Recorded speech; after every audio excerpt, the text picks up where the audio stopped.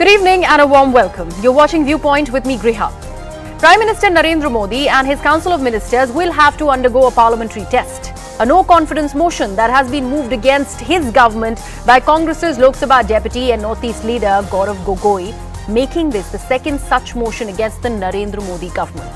The first one was moved by TDP in the year 2018 over the non-allocation of adequate funds for the successor state of Andhra Pradesh, and it was backed by the opposition parties. The government sailed through that one then and is unlikely to be worried on the number front this time either, with the NDA government having 331 members in the House and the BJP alone boasting of 303 of those. The newly named India Alliance has 144 MPs, while neutral parties such as BRS, the YSRCP and the Biju Janata Dal have a combined strength of 70. This effectively means that even if all the non-NDA parties come together, the BJP still has the numbers to survive a no-confidence motion. So why this motion then? Also, how justified is it really to use this as a last instrument to make the Prime Minister speak in the Lok Sabha on the Manipur issue? As it stands, the Lok Sabha Speaker, Om Birla, has accepted the motion, and the discussion on this motion will be taken up in all probability tomorrow. Remember, it is now 15 years since such a discussion took place in the Lok Sabha. The last one was in 2003 when the then Prime Minister, Mr. Atal Bihari Vajpayee, was defeated. In fact, he defeated a no-confidence motion that was moved by Sonia Gandhi.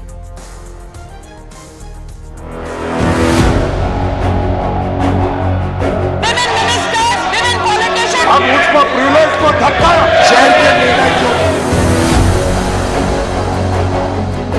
And all that we do is we shout, we create ruckus, we create indecorous behavior. I am astonished to hear a member of this house call other members of this house धोखेबाज.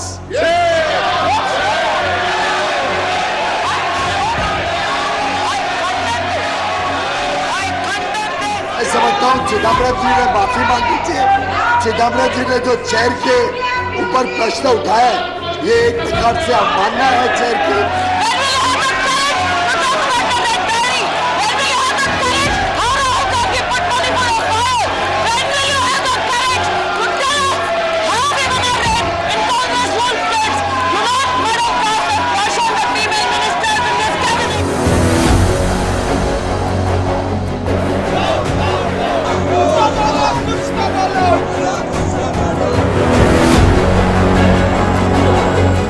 It is quite disappointing for the Prime Minister to almost kind of show his back to the people of Manipur. And that is what the message India Alliance wants to send. That the Prime Minister may have forgotten, but India Alliance for sure stands with the people of Manipur in their time of need. It is a legitimate parliamentary instrument called the no confidence motion, which members of the India group are planning to move against the government.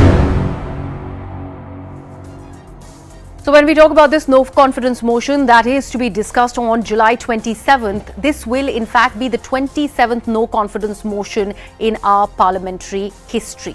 And on that note, let's now take a look at all the past no-trust motions. So let's look at the first one, which was passed against Jawaharlal Nehru. He in fact ended up facing this motion twice in the year 1963 and won both of these. So remember, in 1952, the rules of the Lok Sabha provided that a no-confidence motion could be moved with the support of just 30 MPs. Right now it is 50.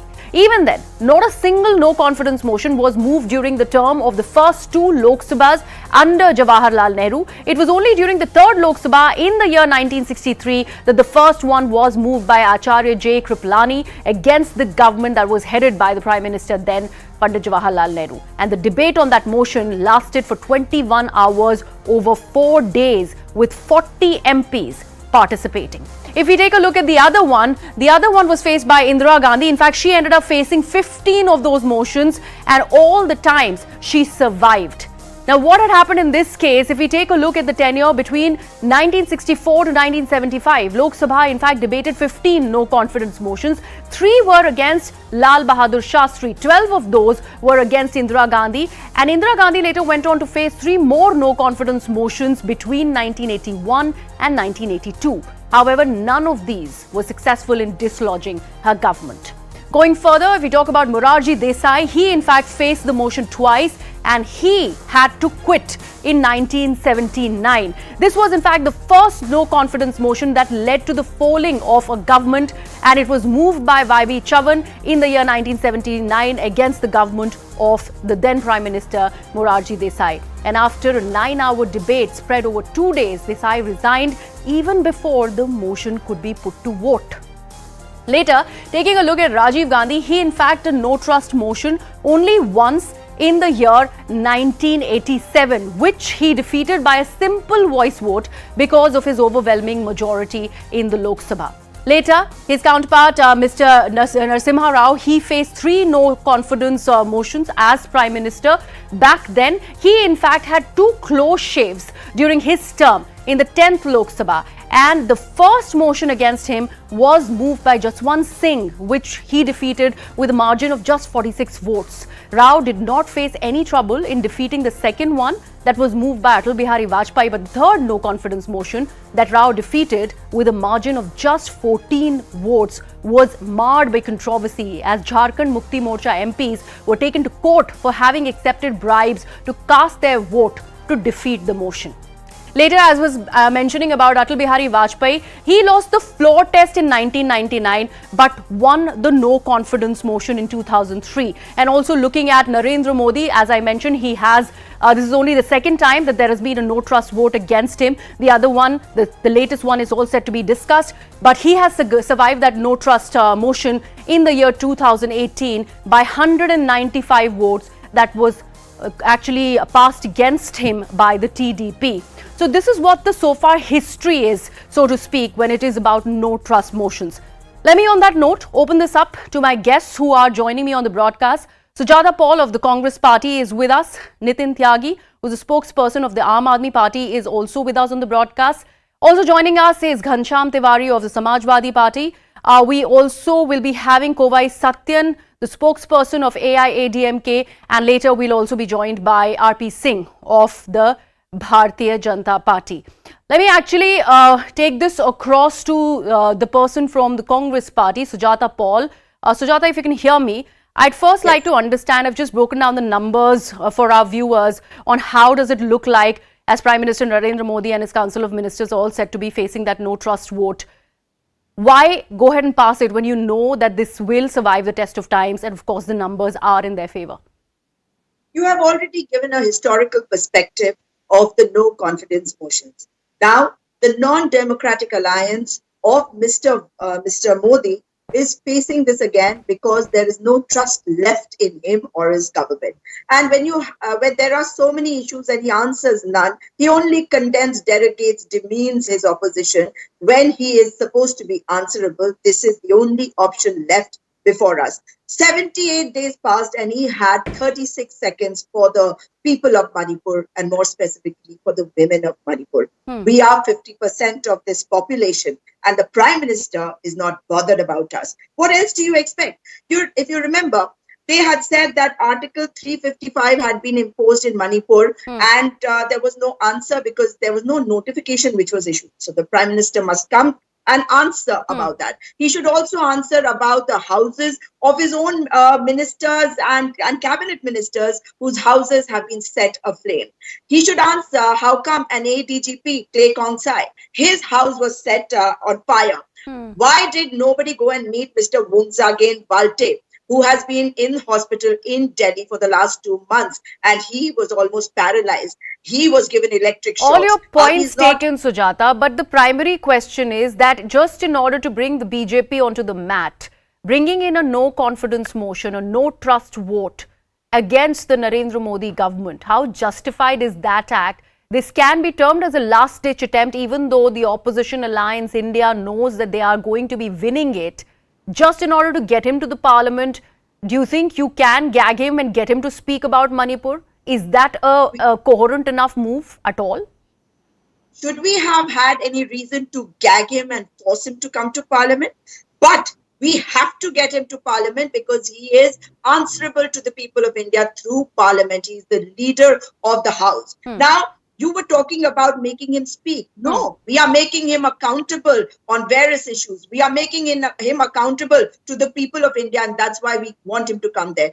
Do you know that this is a border state and the NSA is nowhere to be seen? Who is the Home Minister doing a favor when he says we are ready to debate this? No. We want answers from the Prime Minister. And of course, we were offering something better to the Prime Minister. He could have spoken right at the beginning if under Rule 267, this issue could have been discussed and debated. But no, it has to be a limited time discussion under Rule 176, which the people of Manipur do not accept and the people of India do not accept. He can go and say whatever he wants about India, but it does not matter anymore because he has shown that he stands against India when the RSS is complicit in what is happening in Manipur, when Biren Singh has failed as a chief minister in Manipur and he refuses to remove him. Just like when you say RSS is complicit in whatever is happening in Manipur, what do you exactly mean, Sujata?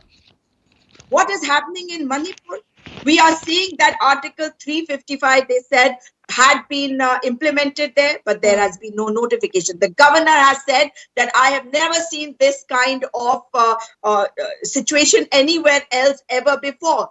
But he has not spoken. When did he speak? He went hugging the France chief, Macron. He went to address the joint session of Parliament in US. And he refuses to come to our own Parliament. This issue is being discussed across the world in UK Parliament, in the EU Parliament. And our Prime Minister doesn't want to talk about it in our Parliament when 4,000 weapons have been looted, according to them, or rather distributed to the militants who are raining havoc in the state, where women are having to, being paraded in public naked with their vaginas being thrust literally in front of the world.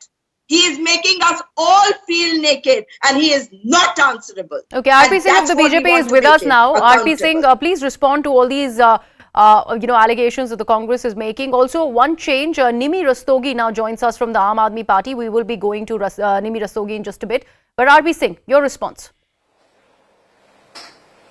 So for answer that, let me just play out the video of today's court scene outside Rouse Avenue Court. This is a woman who was raped, stripped, and her family was in 1984. Today, after 39 Mr. Singh, are you trying to say that everything, two wrongs make a right? Are you trying to say that, Mr. Singh, let's not put out any videos, let's not put out any mobile videos. We have videos, we will be putting it on our screens. Our producers are very, very competent to put the videos on the screen. But I just want to understand the allegations that the Congress is making. How is the BJP responding to it? And why is the Prime Minister choosing to stay away from this conversation around Manipur? I'm responding to that. Give me a second. I'm responding to that. 39 years ongoing struggle in the courts and all the pressure by the Congress and Congress party, and after that we could just get the cognizance of the charge sheet. The women were raped, they were stripped, 27 people get single women, and families were brutally killed. Give me, ma'am, how can we one instance be there and other can be there? Manipur. Women were stripped and the families were killed. Absolutely. So will the Prime Minister speak about it? Mr. Singh, will the Prime Minister speak about it? So, obviously, Prime Minister spoke about that in the Parliament itself, outside or inside. No. How is it outside or inside? How is it outside or inside? We are talking about the seat of democracy in the country, which is the Parliament. Why is he staying away? One second, Mr. Singh, why is he staying away from a conversation inside the premises of the Parliament? What does inside or outside mean? He's supposed to be speaking to the members who have been elected, the chosen members to represent the country, represent India. Why is he staying away from that conversation? When did the Prime Minister say he won't speak in the Parliament? It is the Home Minister who said that I am the Home Minister. He is in charge of the law and order situation in the country. He is in charge of Northeast Department. So he said, I am prepared to debate and open up the debate and speak on the subject, and we are prepared to discuss at length. He wrote a letter to both Mallikarjun Kharge ji, the Rajya Sabha leader, and Adhir Ranjan Chaudhary, the Lok Sabha leader, and said, let's come and debate. And it was not that Prime Minister would not intervene or not spoken. I mean, how can you treat it like this? But it's not necessary that Prime Minister should open a debate. The Home Minister, the person who is concerned, the Minister who is concerned, is prepared to open the debate, speak on the subject, and he said, as much long as you want to. But they don't want to, because they know if the discussion is done on Manipur, it will be great issues which will raise, and there are no answers for those issues. And it will not only Manipur, then Rajasthan, Chhattisgarh, West Bengal. What happened in Rajasthan other day? A Dalit woman, a tribal woman, was raped and stripped apart in Rajasthan. No Mr. question Singh. on that. No question being asked on that. Mr. Singh, answer this. West Bengal, no Mr. question Singh. being asked on that. Allow me to come in. Answer this. You do understand that the situation in Manipur, where the violence has spread out over 80 days, has really got out of hand. This is a state in the country that is burning, and it needs immediate attention and intervention of the high offices. That includes the Prime Minister's office. The Prime Minister himself has sent out his deputy, his Home Minister, not once but on two occasions, to actually take a stock of the situation in Manipur. However, the allegations are, and what we see happening despite that, despite the fact that there needs to be a ceasefire, there needs to be a dialogue and discussion as was suggested by the Home Minister, the situation has not improved. Don't you think now, after more than 80 days, that important intervention of the Prime Minister is needed? I take your point that there are other states where there are violence against women, but don't you think Manipur also needs precedence at the moment? And just bringing in those states as an alibi does not take away from the fact that the Prime Minister should not respond. But as per you, woman in Delhi who suffered at 84 is not a woman. Woman in Chhattisgarh or in Rajasthan. We are going in circles. You've not answered my question. All right. Let me actually bring in. Let me get Nimi Rastogi. 1 second. You are going around in circles, Mr. Singh. Nimi Rastogi. Let me actually take a page from BJP's book. Let me take a page from. 1 second. I'll come to you, Mr. Singh, and ask you this: when your leader and the Delhi Chief Minister, Mr. Arvind Kejriwal, runs away from having a conversation or response on, let's say, the flood situation in Delhi, there are fresh rains that have lashed the national capital region, and then expects the Prime Minister to respond on what the opposition is asking, how does one take these double standards? Well, that's hardly a double standard. Arvind Kejriwal is a person who leads by front. I mean, he has never shied away from his responsibilities. He has made umpteenth appearances on the TV. It's just happened 15 minutes back. It's just happened, ma'am. Prime Minister to be that tall and intuitive leader to understand the mood and sentiments of the country today. Not just the country, the international reputation of the country is at stake. Our relationship with the other neighboring countries at stake. So what is taking him that long, and what kind of obduracy is this? That the entire nation is pleading him to open his mouth, to clarify certain things, and he is keeping mum.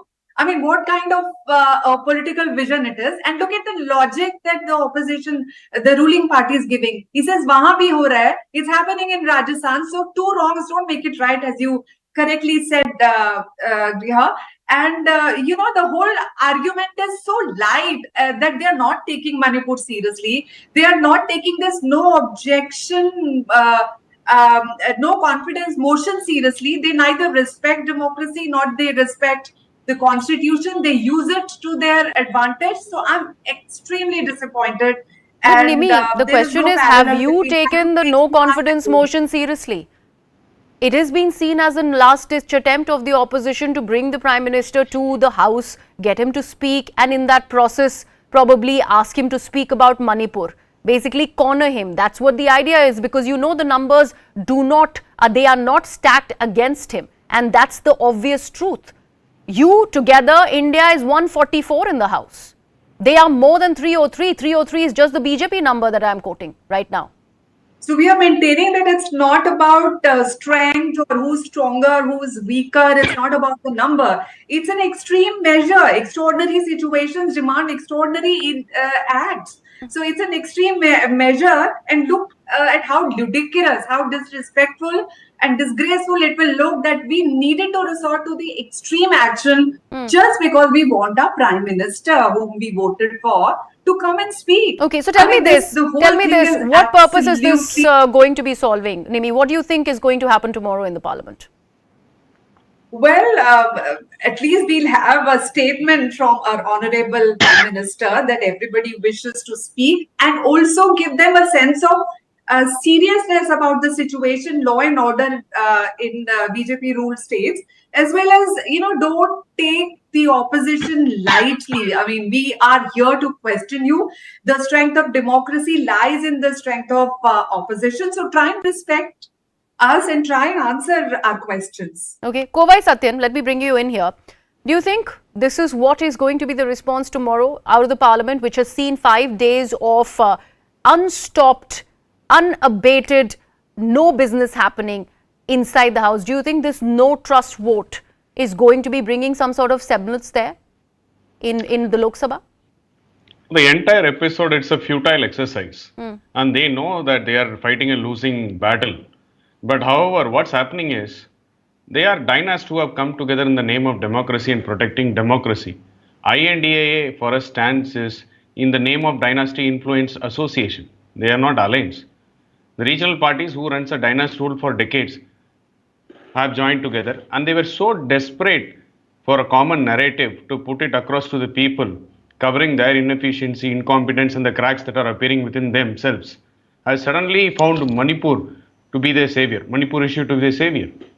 Let me ask the opposition one simple question. The Prince Charming Rahul Gandhi went there. What is the outcome? There are hundreds of relief camps. This opposition, so-called opposition alliance, couldn't even give them a pinch of salt, couldn't even give them or extend their helping hand towards the suffering people.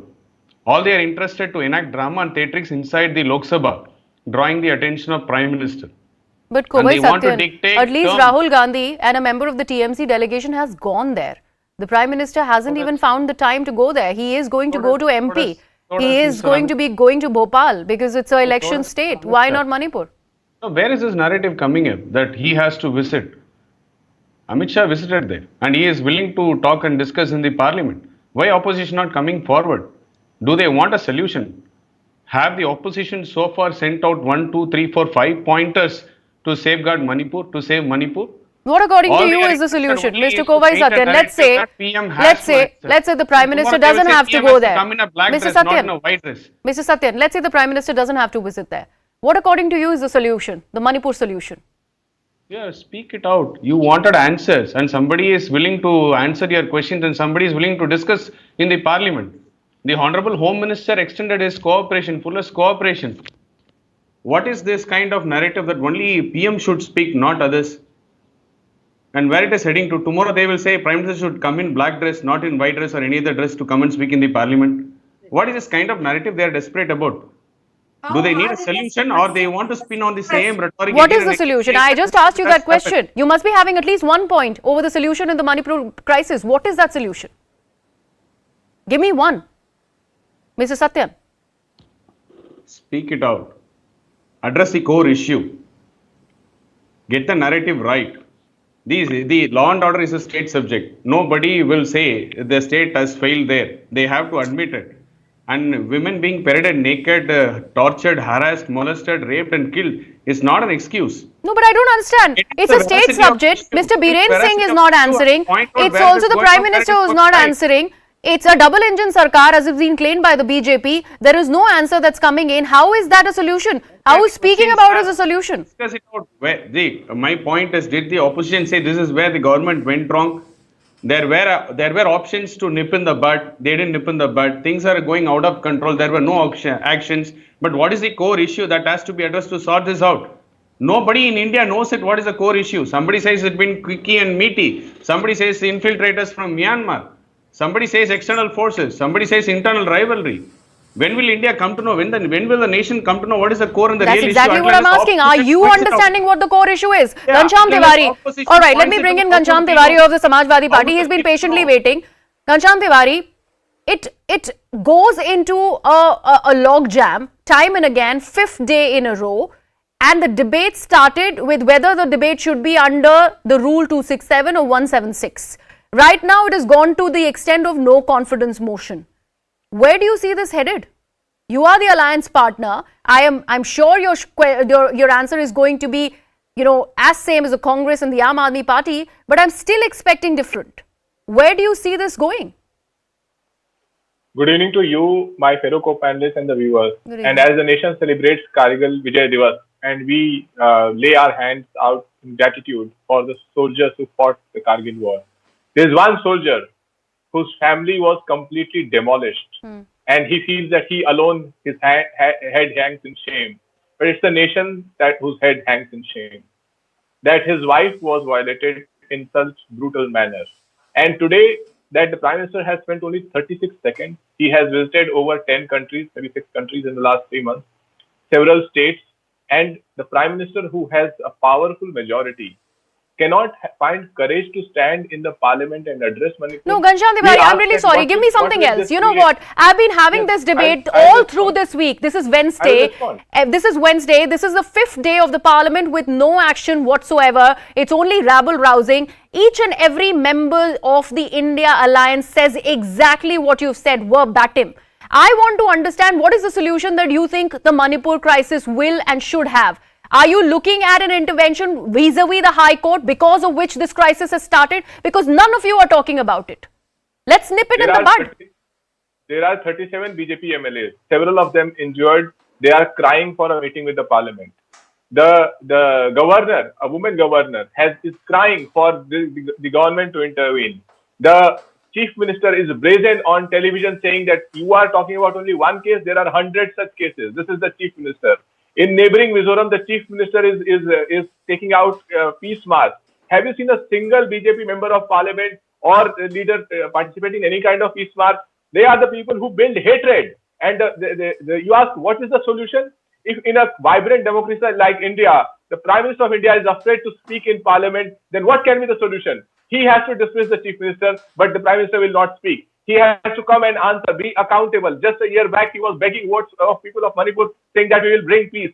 You left an entire state in shambles, and here the NDA spokesperson from AIDMK shamelessly and shockingly says, I don't know what is going on. What a shame. They just had a meeting with the Prime Minister. And if they don't know, if NDA does not know, the cabinet does not know, the Prime Minister does not know, what is it? Amit Shah, is he a magician? No. He is a home minister. He is also accountable. Accountability means take responsibility. If you can't handle it, resign. If Smriti Irani cannot resign, if Amit Shah cannot resign, the Prime Minister cannot speak in Parliament, their spokespersons such as RP Singh ji and the AIDMK come here and do whataboutery. In India, there are 1,000 cases against women on an average that happen every day. There are nearly 100 rapes that happen every day. For BJP to do whataboutery, that what about this state, what about that state? Tell me one day where a brutal rape doesn't happen in Uttar Pradesh, but it is not about whataboutery. There is a complete failure of administration, state, morality in Manipur. A freedom fighter's wife was burnt alive. People are missing. The chief minister is unaccountable. The governor doesn't know what to do. And the prime minister is missing. He can't face the parliament. It is shameful. There is not here, not on this debate. You, me, or anyone can find the solution if the Prime Minister shamelessly remains unaccountable. Okay, RP Singh, you wanted to respond. I also would like to ask of you, there was a BJP parliamentary meeting that happened yesterday. The only communique that came out of it was how the Prime Minister targeted and attacked the name India, the acronym that the alliance stands for, and that's it. Was there at all a discussion about Manipur? Mr. Singh.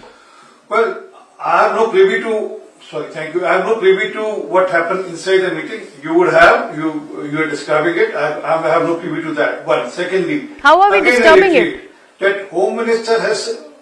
How are we disturbing any meeting? The meeting happened. We got a response from Mr. Ravi Shankar Prasad that the Prime Minister said this against the India Alliance and their name. What about Manipur? Can I complete? Yes. So, Home Minister is prepared to discuss each and every subject threadbare about Manipur. And it's not said that Prime Minister will not intervene or not speak. I mean, it was never said that way also. But again, because you have to play politics into it, and again I reiterate that it's not happening for the first time. In Manipur, there used to be bunds and lockouts and then lockdowns for days together, months together. And then Manipur used to suffer, Manipur used to burn. But we have tried to build up some sort of a peace there, and then it has been peaceful state throughout, except one of the decision by the court which has unturned the thing. So it takes some time to recover that. But how does it conclude to this that we are not prepared to discuss? Mr. Singh, the fact that you are saying Manipur has been peaceful under the BJP regime, you also need to account for the fact that it's been more than 89 days that it's not been peaceful. And there's no answering and there's no staying away from that aspect. There was an open call that Biren Singh should resign. Nothing has been done about it. He is not being, taken as a person who should be accountable as the Chief Minister of the state. The Prime Minister is not willing to speak about it. I'm asking you a simple question that BJP parliamentary meeting में तो कुछ बात हुई होगी. आप वो भी नहीं कह रहे हैं कि उसमें क्या हुआ हमें नहीं पता. We did not disturb the meeting. I did not understand what you meant by it. इससे पहले जब वहाँ मुख्यमंत्री थे वहाँ पर जब 200 दिन की 150 दिन की वहाँ पर लॉकडाउन रहता था और सर आप अभी की बात करिए ना. 80 दिन से ज्यादा हो गए हैं सर. जल रहा है मणिपुर. अरे आप नहीं तो मैं तो आपको दिन गिना के दे रहा हूँ. 180 दिन तक बंद रहे वहाँ पर 6 महीने लगातार बंद रहा है. You again going back? Yeah, Sujata Paul, please respond. Yes, Sujata. you know what he is saying is totally false, and I remind you what happened on. If he can be quiet for a minute. Let me remind you what happened on Mr. Singh, you had your chance. Let her respond. 5th November 2000, Iram Sharmila started her hunger strike. Yeah. Who was in power? Atal Bihari Vajpayee. On 18 June 2001, the Speaker's house was set on fire. Whose government was there in the center? It was your government, Atal Bihari Vajpayee. And let me remind you that in August 2004, when our government came and we inherited all this, what did we do? Manorma issue started, and we ensured that we promised and we implemented it also, that AFSPA started getting removed from various places. Now, the BJP government came, and look at the contradictory statements. Mr. Biren Singh removed AFSPA from a few police stations in the month of March 2023. And after that, there is an organization called Arambai Bengal, which was formed in April, disbanded after they looted or were given the 4,000 arms. In May 2023, another organization, Methi Lepun, whose chief is a follower of Golwalkar, and there are pictures of it all over the internet. He asked for he formed this organization where they said we will wipe out cookies. This is how the involvement of RSS is there. And the last point, UKLF has already said that Ram Madhav and him Let her complete. Please stop making false took their hands to win elections. So this is something that you are allowing to happen. No, Mr. Singh, she's just responding to the claims that you were making. You called it peaceful. You called it was not peaceful before we came in. She's just given you a data. She's backing her claims with the data. What are you doing? I told you the data. I'm giving you data. More than 180 days there were bunds in Manipur. When, sir? Did the Chief Minister resign then? Although there could be there could not after. Don't make a blanket statement. August. Don't make a blanket statement. Back it with claims. 2000. Give me a second. 2006, 2007, 2008. Please, I'll ask your research team to check how many times there used to be bunds. He is just speaking all right. live. Let me actually come in here. Thank you so much, Sujata, Mr. Singh, Miss Nimi Rastogi, Ghanshyam Tiwari, and also Kovain Satyan for joining us. Unfortunately, we had so many political parties representatives. All of them were asked a simple question: what do you think is the solution to this Manipur crisis? And none of them had an answer. And this is what is happening in the parliament as well. Because right now, the sparring is whether the Prime Minister should speak or not. When it is about the solution to Manipur, they really do not know which way should the first statement be made and which way should it be headed. That's what the problem is. I leave it at that. I'm slipping into a very short break, coming right back on Viewpoint.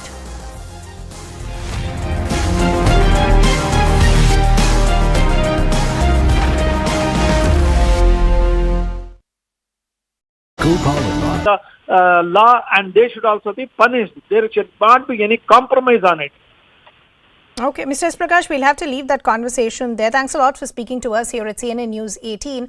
Our colleague Akshara continues to be with us. Akshara, so help us understand what is the kind of sequence of events that have taken place as far as the Congress is concerned. I do know they're saying this is legal procedure, but the BJP is saying this is just appeasement politics. They've done this in the past with many affiliated with the PFI, and they're just repeating it once again.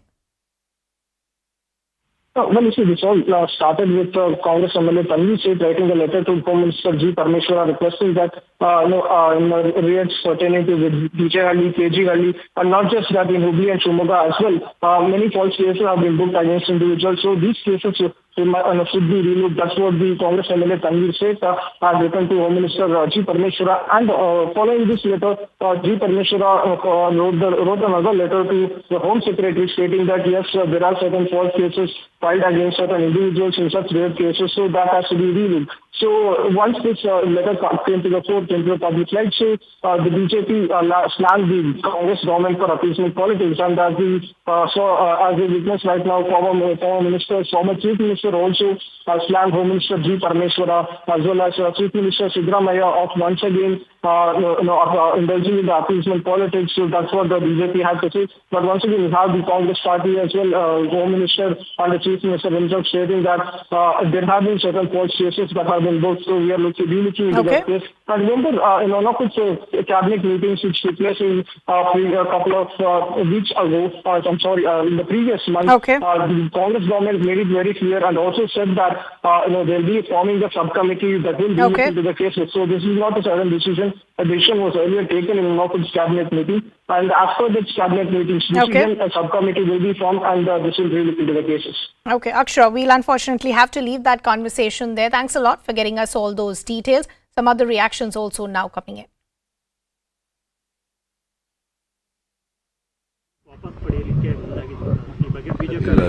ಸರ್ಕಾರದ ಮಟ್ಟದಲ್ಲಿ ಪರಿಶೀಲನೆ ಮಾಡ್ತೀವಿ.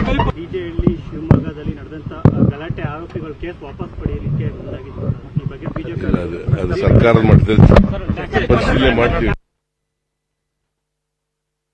Reaction that was coming in from the Karnataka Chief Minister. As we pointed out, there is a political war of words that has now erupted in the state of Karnataka as far as the DJ Halli case is concerned, where the BJP has trained its guns at the Siddaramaiah government, saying that you're indulging in appeasement politics. What has the Karnataka government done as of now? Because the BJP is saying they've set the wheels in motion. If this case is dropped or withdrawn, then this is just appeasement politics. What is the Karnataka Home Minister saying?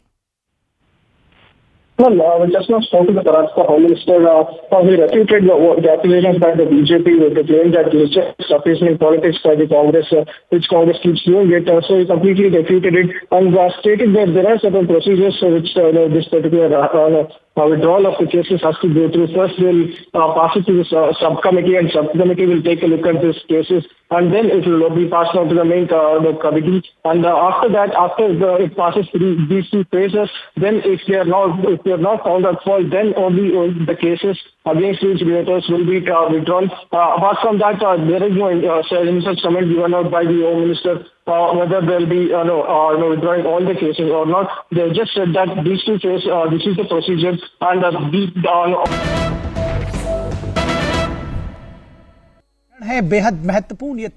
We're cutting across straight to the inauguration of the Indian Trade Promotion Organization, the ITPO Convention Center by Prime Minister Narendra Modi. Remember, this is the venue where the G20 summit is going to be held in the month of September. This is the big inauguration that is happening by way of Prime Minister Narendra Modi, who was also here in the morning for a puja at the inauguration puja, where he also felicitated the Shramjeevis, or the workers who are responsible for the development of this new convention center, the ITPO complex in Delhi's Pragati Maidan. You can see the grandeur of this place with Prime Minister Narendra Modi doing this inauguration. This is the Bharat Mandapam, that's how it's called.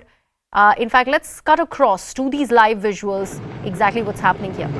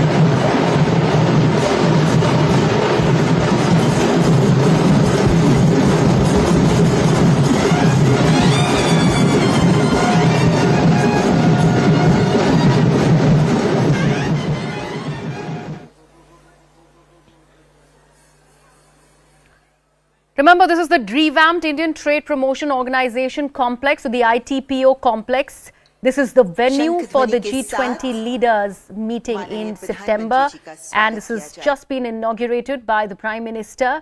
In fact, the Integrated Exhibition cum Convention Center, the IECC, has been built as a modern complex. This is, remember, part of Pragati Maidan redevelopment project.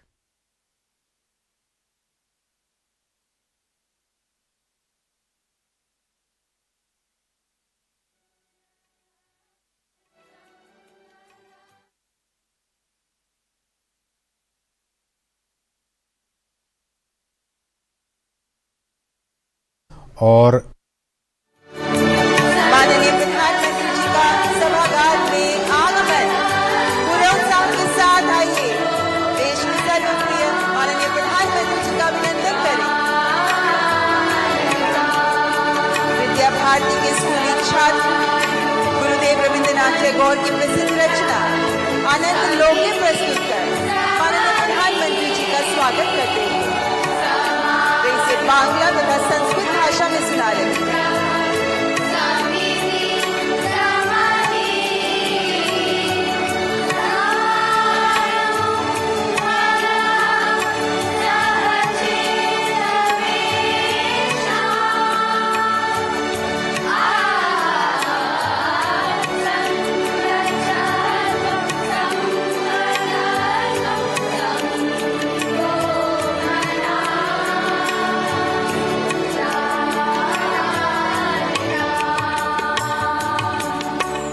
इस अवसर पर हृदय से स्वागत माननीय प्रधानमंत्री जी का। नए भारत की एक बानगी प्रस्तुत कर रहा है ये भारत मंडपम, जिसकी नींव ईंट पत्थर पर ही नहीं, माननीय प्रधानमंत्री जी के दूरदर्शी विचारों, दृढ़ इच्छा शक्ति और मजबूत इरादों पर भी टिकी है, जो देश को विकसित राष्ट्र बनाने की संकल्पना को साकार करने की दिशा में प्रयासरत हैं। इस अवसर पर श्रद्धेय माननीय प्रधानमंत्री जी, हम सब आपका अभिनंदन करते हैं। साथ ही यहाँ उपस्थित सम्मानित केंद्रीय मंत्रीगण, आदरणीय सांसदगण, उद्योग जगत की सभी विशिष्ट शख्सियतों, माइस इंडस्ट्री के सभी आमंत्रित अतिथियों, विभिन्न industry associations, sectoral associations, missions के ट्रेड काउंसलर्स, विभिन्न वैश्विक संस्थाओं के प्रमुख तथा सभी सम्मानित महानुभावों का हम स्वागत करते हैं। उम्मीदों की नींव पर खड़ी ये इमारत विशाल है रूप, नए भारत का झलकता स्वरूप, उत्तम से सर्वोत्तम की भाषा तय करती, सर्वश्रेष्ठता के हर स्तर को अभिव्यक्त करती, जिसमें है सुविधाएं अपार जो दे सकती हैं कल्पनाओं को विस्तार। वैश्विक मंच पर नए भारत का उद्घोष है ये, 140 करोड़ देशवासियों के आत्मविश्वास का प्रतीक है ये। International convention centre Bharat Mandapam, जिसकी भूमिका भी महत्वपूर्ण है।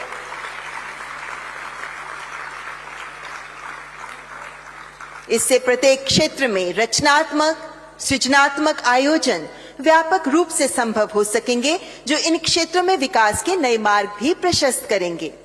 आइए इस शुभ अवसर को देश की जीवंत संस्कृति के विविध रंगों से सजाते हैं, विभिन्न कलाकारों की रंगारंग प्रस्तुति के साथ, जिसका शीर्षक है ओजस्वी।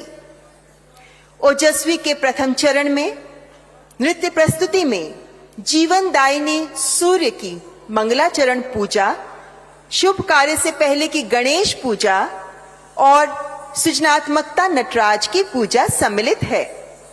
सुप्रसिद्ध कलाकार संतोष नायर द्वारा इस प्रस्तुति को कोरियोग्राफ किया गया है और म्यूजिक कॉम्पोजिशन दी गई है शंकर महादेवन और 3 बार ग्रैमी पुरस्कार जीत चुके रिकी केज के द्वारा। प्रस्तुत है ओजस्वी की प्रथम प्रस्तुति।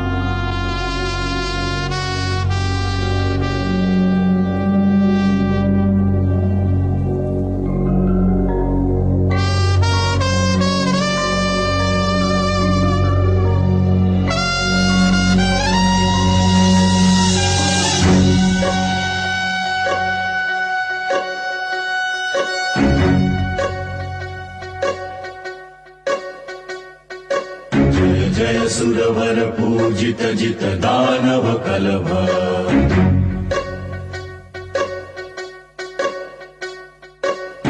स्वर वर लंबोदर दर हर हर कलभ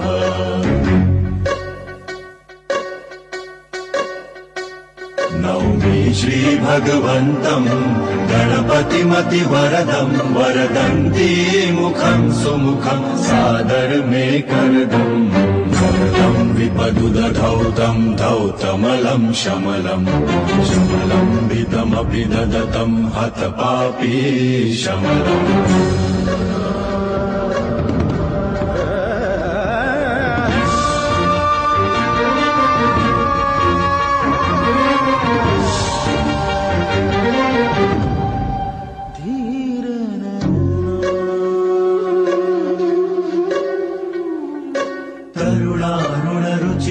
तरुणं श्रीकान्तं कान्तं कलितैकान्तं कलये सुदुरन्तं करुणावरुणालय चरणं विजितरणं शरणं करुणावरुणालय चरणं विजितरणं शरणं यामो यमिनं शरणं कृतमत सुवितरणं जय जय सुरवर पूजित जित दानव कलभ सुरवर लंबोदर दर हर हर कलभ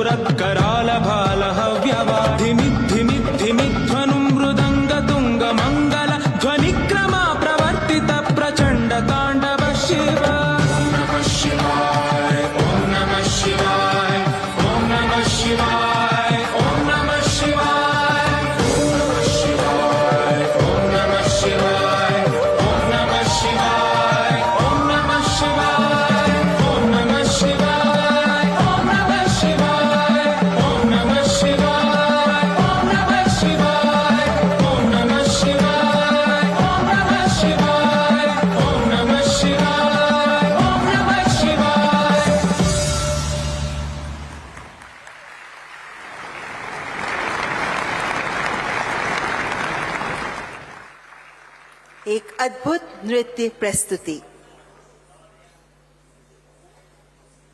संतोष नायर जी अपने समूह के साथ।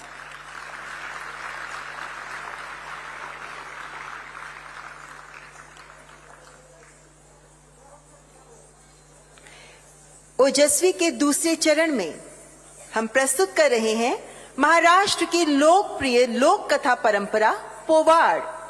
आज पोवाड़ा नए स्वरूप में हिंदी में प्रस्तुत की जा रही है, जिसमें हमारे देश की विविधता की विरासत को नए युग के भारत के साथ पिरोकर प्रस्तुत की जा रही है। और आज पोवाड़ा प्रस्तुत कर रहे हैं एक विशेष कलाकार। दरअसल वे लोग जो पोवाड़ा लिखते और गाते रहे हैं उन्हें शाहिर कहा जाता है। और आज शाहिर हैं संगीत नाटक अकादमी युवा पुरस्कार से सम्मानित नंदेश उमप, जिनका परिवार पीढ़ी दर पीढ़ी पोवाड़ प्रस्तुत करता आ रहा है। आत्मनिर्भर भारत, बेटी बचाओ बेटी पढ़ाओ, स्वच्छ भारत अभियान का भी आह्वान कर रहा है ये पोवाड़ा। और इस प्रस्तुति के अंत में पोवाड़ा के साथ 100 कलाकार एक साथ शास्त्रीय लोक नृत्य और साथ ही साथ मुखौटा नृत्य का अद्भुत संगम भी प्रस्तुत करेंगे। तो आप सबके समक्ष प्रस्तुत है ओजस्वी।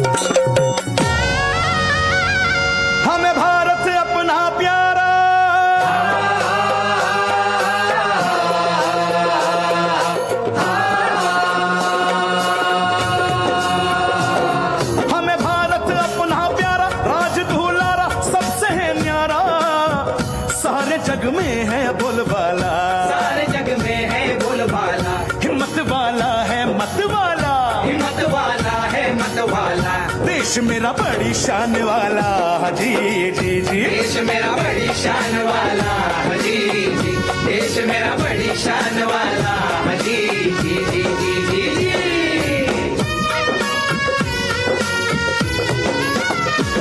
कबीर गौतम बुद्ध आए, गुरु गोविंद जी नानक आए, रामकृष्ण परमहंस आए, वर्धमान महावीर आए, वर्धमान महावीर आए, योगी महात्मा संत आए, योगी महात्मा संत आए। ये पावन धरती मेरी,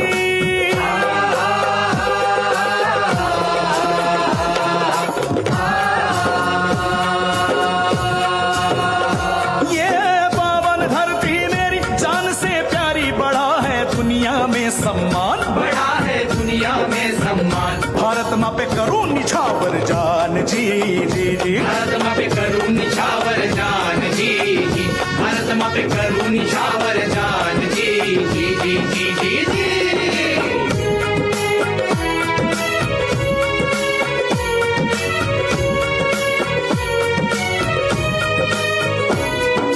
कसम है तुमको गीता की और उस रामायण की,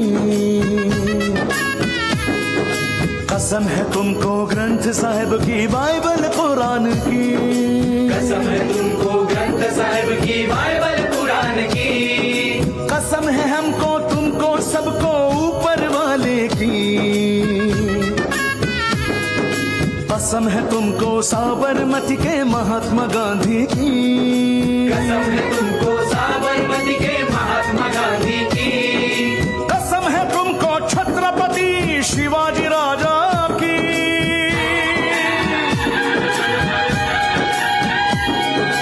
कसम है तुमको देशवीरों की सुभाष बाबू की, कसम है तुमको देशवीरों की सुभाष बाबू की।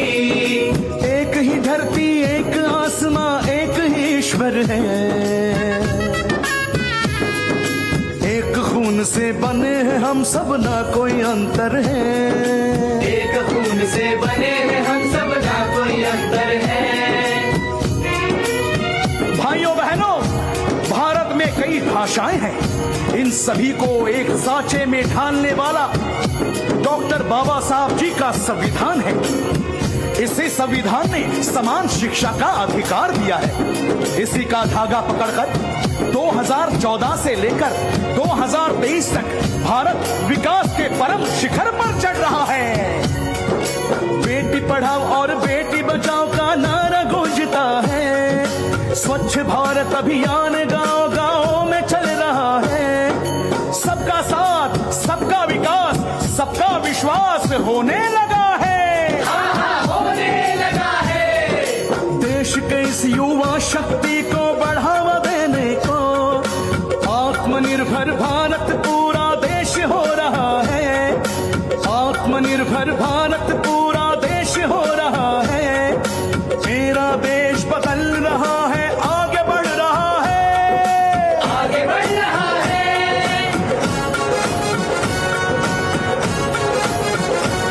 सन 2014 से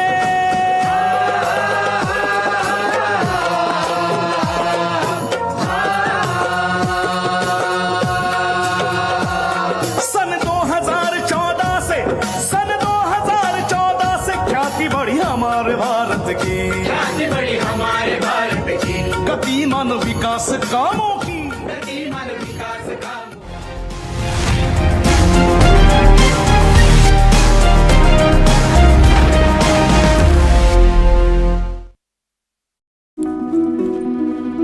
ज्योति, अब ये बैग क्यों उठा लिया? मम्मी, मैं जस्सू के घर जा रही हूँ पढ़ने, क्योंकि कल पेपर है ना हमारा। बेटा, ऐसे रोज रोज किसी के घर में बैठ के पढ़ना अच्छा नहीं होता। उनके माँ बाप क्या सोचेंगे? मम्मी, और मैं करूँ भी क्या? उनके घर वाईफाई है, अपने घर तो स्मार्टफोन भी नहीं है। और आजकल सारा काम मैडम व्हाट्सएप पे ही सेंड करती हैं। आजकल पढ़ाई होती ही मोबाइल पे है, इसलिए जाना पड़ता है मुझे उनके घर। ज्योति बेटा। पापा, गिफ्ट क्या है इसमें? खुद ही खोल के देख लो। ठीक है।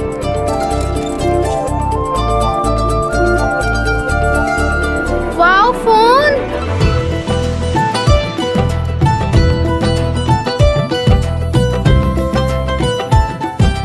पापा, ये फोन आप मेरे लिए लाए? मैं कहाँ ले सकता था बेटा, ये तो पंजाब सरकार ने हमारा फायदा किया। पंजाब सरकार? वो कैसे? जो 600 यूनिट माफ होने के कारण बिजली का बिल 0 आया, वही पैसे बचाकर मैंने अपने पुत्र के लिए मोबाइल ले लिया। पापा जी, ये 0 बिल सिर्फ अपना ही आया या पूरे पंजाब का आया? सरदार भगवंत सिंह मान ने पूरे पंजाब को ये तोहफा दिया। 1 साल पहले मुख्यमंत्री भगवंत मान के नेतृत्व वाली पंजाब सरकार ने ऐतिहासिक फैसला लिया और पंजाब के लोगों को 600 यूनिट मुफ्त बिजली की गारंटी पूरी की। पंजाब में 90% परिवारों को 0 बिजली बिल का लाभ मिला। छोटे शहर के लड़के सपने बड़े देखते हैं, फिर सपने पूरे हुए तो खुशी भी उतनी हुई। पर लाइफ है, कभी भी पलट सकती है। उस मोमेंट पर बस एक ही ख्याल था कि मेरी माँ का ख्याल कौन रखेगा, क्योंकि लाइफ का पता नहीं कब बदल जाए, पर अपनों की सुरक्षा को कल पे नहीं टाल सकते। लाइफ दूसरा मौका सबको नहीं देती, इसलिए HDFC लाइफ टर्म प्लान्स के साथ अपनों के कल को आज ही इंश्योर कीजिए। HDFC लाइफ, सर उठा के जियो।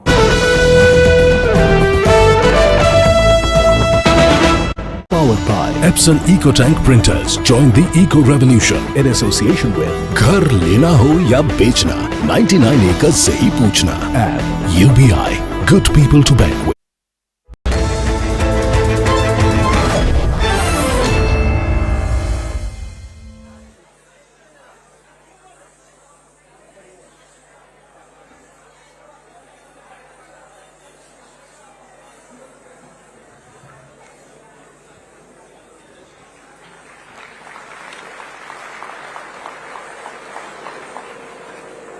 भारत के और पूरे विश्व के सबसे लोकप्रिय नेता,